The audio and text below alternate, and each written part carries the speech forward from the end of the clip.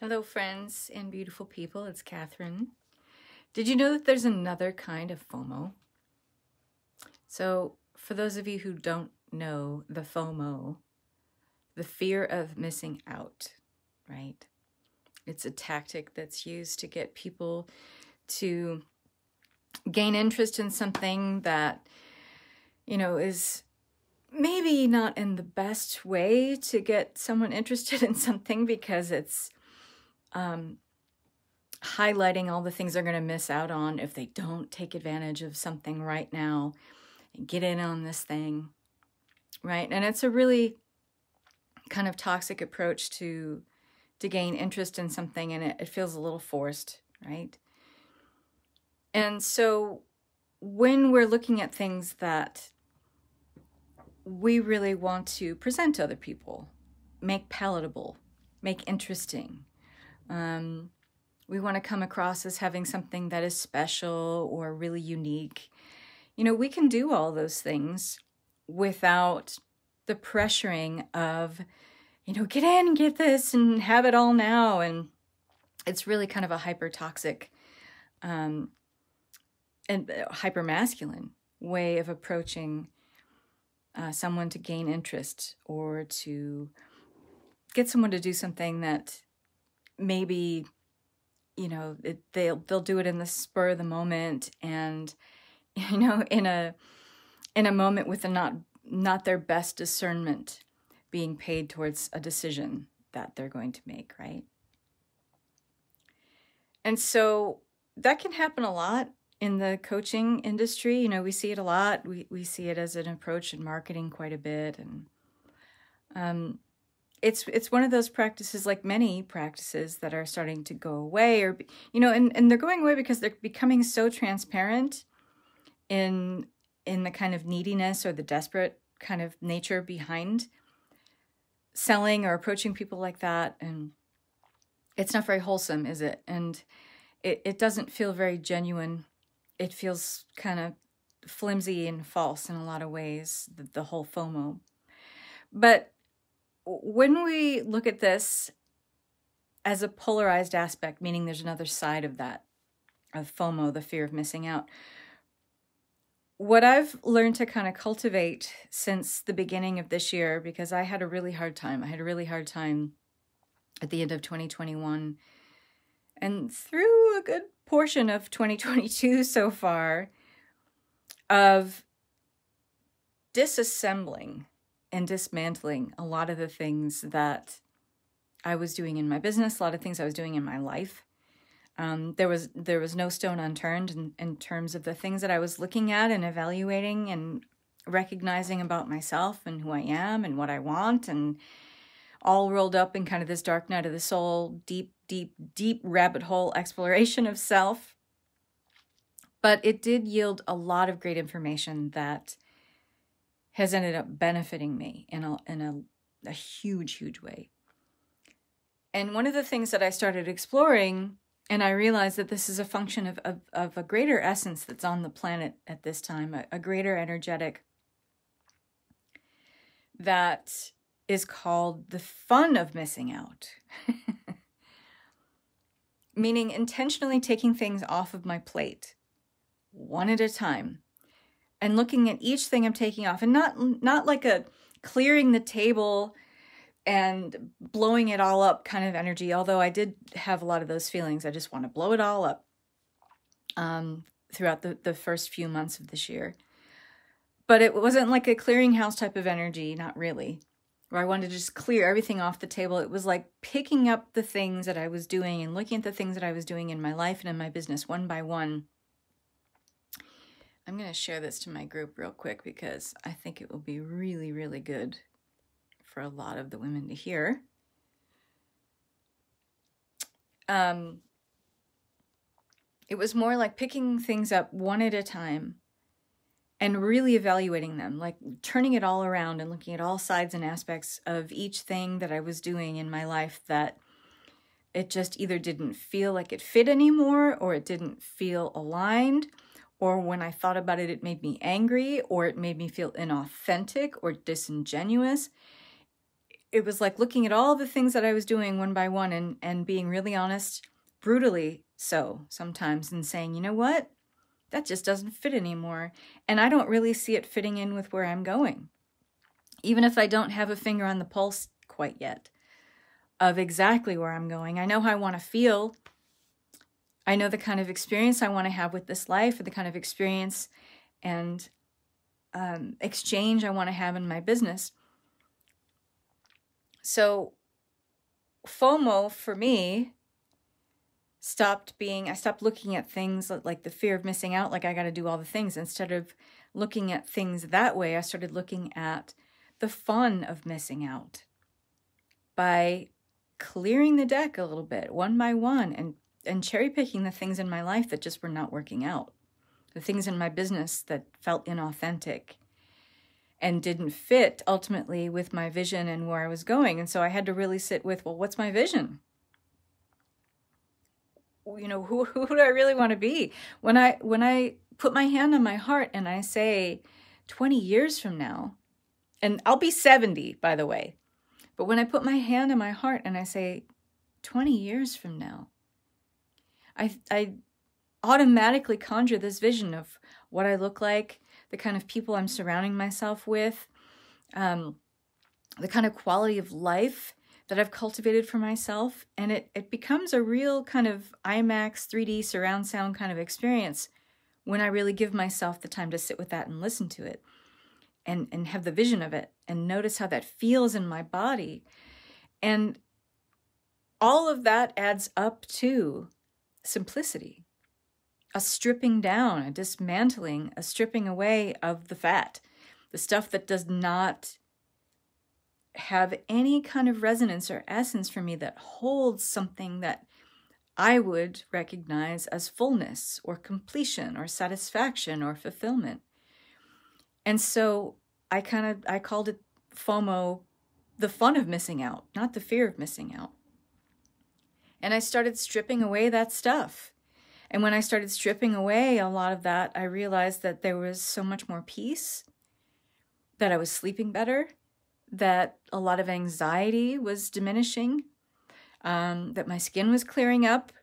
I had like skin and hair problems that were happening. I mean, full disclosure, I'm going through menopause too, so that's a factor. But I did notice that it cleared up after I did this, and I started having connections with people where I was really, really feeling into the moment more than I ever had before, and having just a deep listening and surrendering to the connection I was having with another person. And it doesn't matter whether I'm having a conversation with a stranger like I just did when I was out walking my dog in the park with this fabulous old woman, and we had like a great laugh about our dogs, and total stranger, but it didn't make the connection any less, genuine and really heartfelt and wonderful and expansive.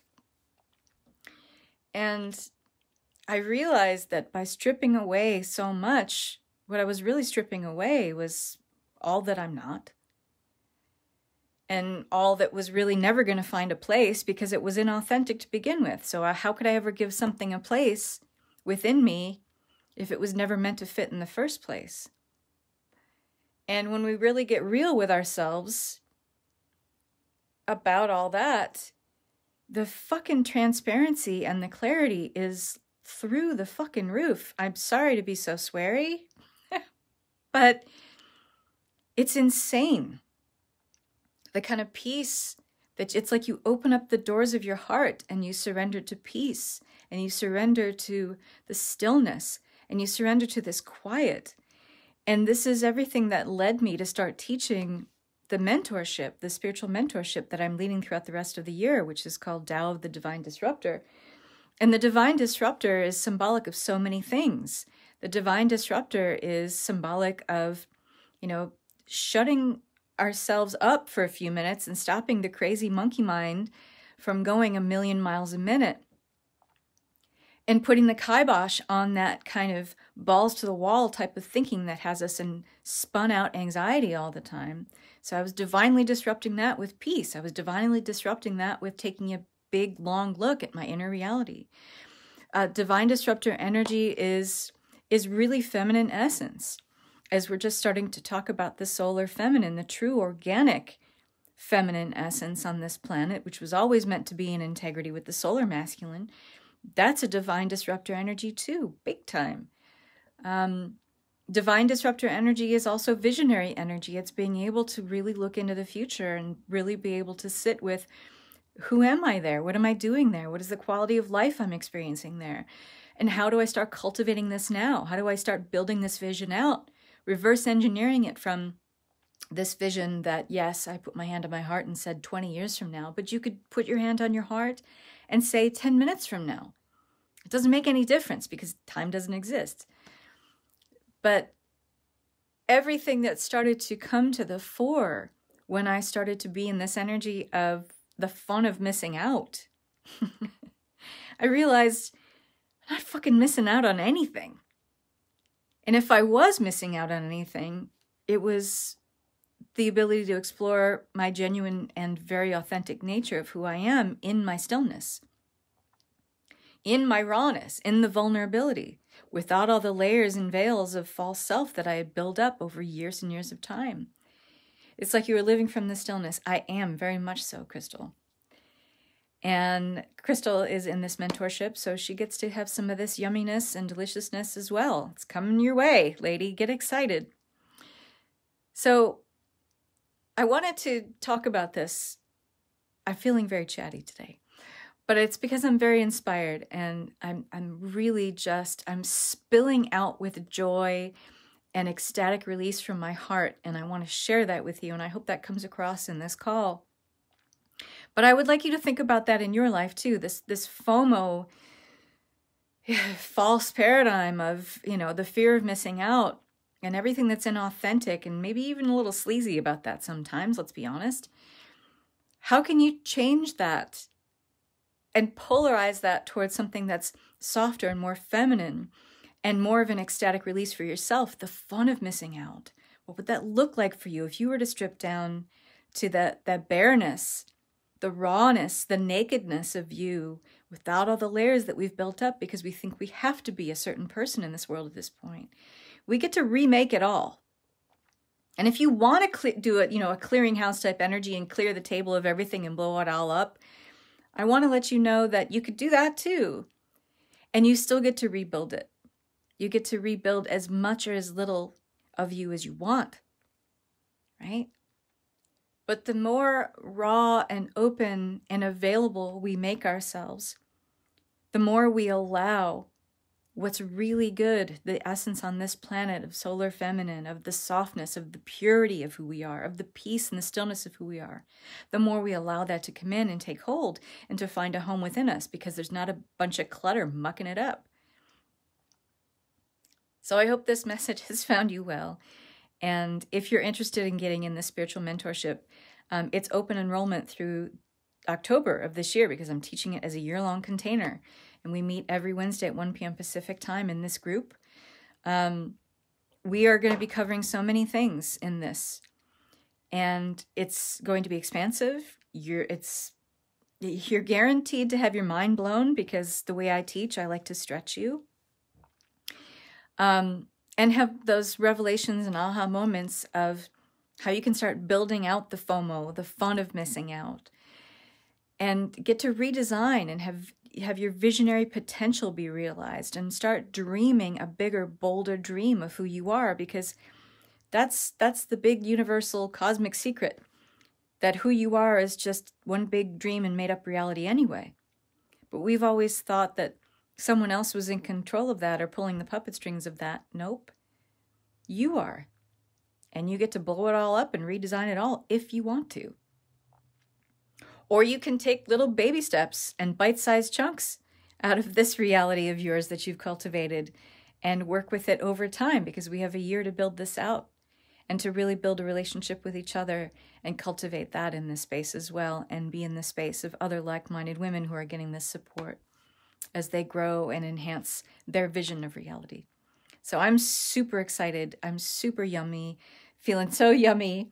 As Crystal said, feels so good. It does. It's really delicious energy. And I hope I'm spreading some of this infectious, lovely ecstatic energy to you, and you're getting excited about what's possible. And what's even more exciting about this mentorship is that it's under $1,000. Yes, it's under $1,000. So why you're not in here, I don't know. But it is going to go up in price as of May 19th. It's going to increase about $350 more. So you can get in now for $888, but it's going up to $1197 in May. And that it will go up again in August, because the bulk of the material will be in the program at that point for you to consume. So get in now while the getting's good.